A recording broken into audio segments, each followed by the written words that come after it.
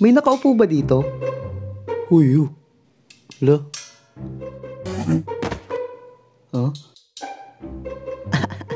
Hoy, kalbo. Naalala ko nung bata pa ako, I really like the idea of going to school. Gusto ko matutong magbasa, gusto ko matutong magsulat, at makita ng sexting makinig kay teacher. Say, At the age of 5 or 6, nagsabi na ako sa mama ko na gusto ko na talaga mag-aral. Ma, aral na ako. Jeff, baby ka pa. Next year ka pa mag-aaral. Gusto ko na mag-aral. Mama, aral na ako. At dahil di pa ako pwede mag-aral noon, bumibili si mama ng mga charts na nilalako pa sa kalye namin noon. May mga letters, numbers, shapes, at marami pang iba. Noong mga panahon yun, tuwan-tuwa na ako noon. Naranasan ko na rin maglaro ng teacher-teachera nung bata pa ako. Nagsasabit kami ng maliit na blackboard sa poste ng Meralco. Kaming batang maliliit, yung mga kunyaring estudyante. At yung mas matanda pa sa amin ng konti, ang magiging teacher. At dahil di pa uso yung YouTube at internet noon, nanonood kami ng Batibot at Sesame Street sa TV. Doon ako natuto mag-ABCD at magmahal ng kalaro. Charot. At nung sumunod nga na taon ay na-enroll na ako ng mama ko sa grade 1. Naalala ko nung pinag-iabang ko pa sa kalaro ko na mag-aaral na ako. Mag-aaral na ako bukas. Anong pakialam ko? KJ naman na ito. So nag-start na ang first day of school ko sa grade 1. Ginising na ako ng mama ko ng maaga para mag-almusal. Pagkatapos nun, pinaliguan na ako ng mama ko. Sobrang lamig doon kaya nagpainit na lang ng tubig yung mama ko. Tapos sinuotan niya na ako ng uniform at pumunta na kami agad sa school. Oh Jeff, iwan na kita dito, ha? Sige po, ma. Mama! Ang arte So nagumpisa na nga ang unang klase namin sa school. Maya-maya pa biglang bumalik yung mama ko sa room namin. Nagdala siya ng baon kong pandesal na may keso at Milo sa tumbler ko. Isa ako sa matatalinong bata nung grade 1 ako. Okay, class, ay sulat sa pad paper at bilugan ang naiiba. Madali kong naiintindihan yung turo ni teacher. Mabilis ako nakakatapos ng test at kadalasan, tama naman lahat. At napansin ni teacher na mabilis akong matutong magbasa noon. Isang araw, lumapit sa akin si teacher at inabot sa akin yung mga placards na binabasa namin tuwing umaga. Pinatayo na ako sa harapan para pabasahin yung mga classmate ko.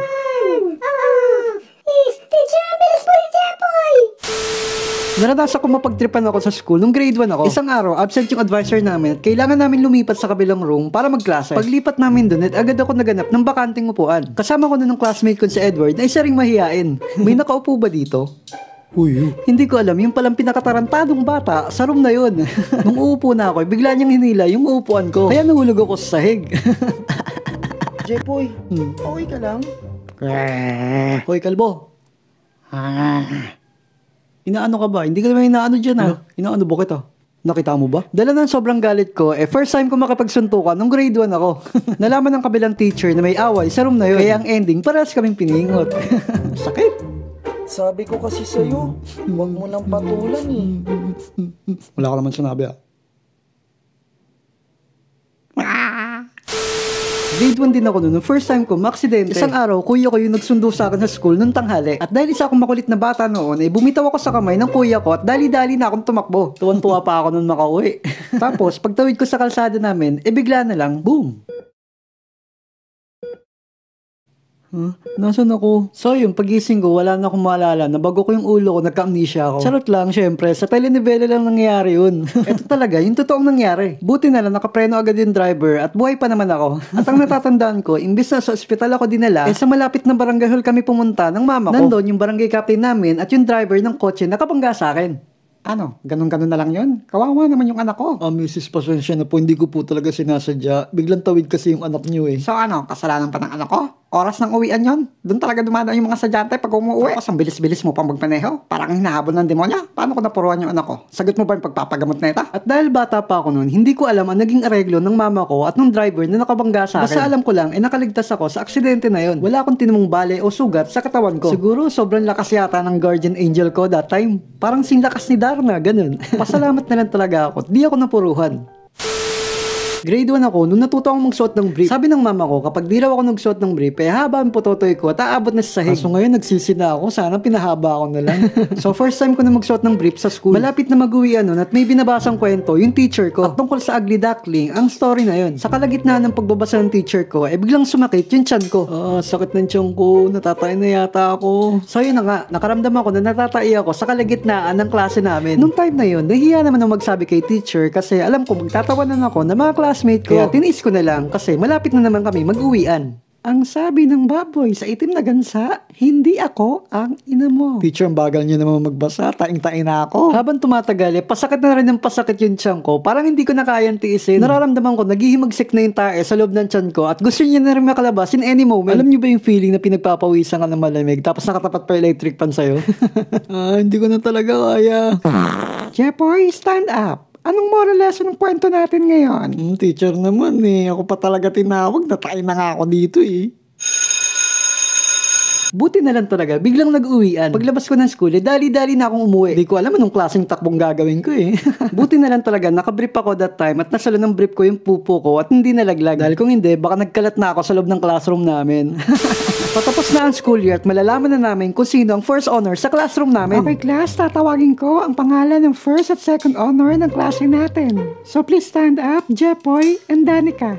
Nung time na yung first honor lang ang magkakaroon ng medal. At ang first honor natin ay si Danica. Congratulations! Nung time na yun, hindi ko rin alam bakit hindi ako yung nag-first honor. At masyado pa akong bata para mag-overthink. Okay lang naman sa akin yun honestly kasi ina-enjoy ko lang naman yung pag-aaral ko that time. Kinabukasan, nagpunta kami ng mama ko sa school para kausapin yung teacher ko. Teacher, ba't naman po ganon? Matalino naman po yung anak ko. Lagi po siya nakakasagot. Wala po siyang absent. Mataas po yung mga grades niya. Ano pong nangyari? Actually, hindi ko alam na naging usapan ng teacher at mama ko that time kasi sobrang bata pa ako nun. Basta natatandaan ko lang, napag-desisyon ni mama na i-transfer ako sa ibang school. Makalipas ang ilang araw, tinawag ako ng mama ko at meron siyang inabot sa akin na maliit na puting box. Tataka ko nun kasi hindi ko naman birthday. Pag open ko ng box, ay meron nakalagay na gold medal sa loob. Sobrang saya ko nun. Para sa akin, ikaw pa rin ang first honor. Hindi ko makakalimutan yung araw na yon. Naramdaman ko yung pagmamahal ng mama ko sa akin. Masarap sa pakiramdam na sinusuportahan tayo ng magulang natin. May honor man tayo o wala. Dahil doon, lalo ako na-motivate sa pag-aaral. Naging consistent honor student ako mula grade 2 hanggang grade 6 sa ibang school. At maswerteng nabigyan ng scholarship. Masarap talagang balikan mga memories ng first time natin pumasok sa school.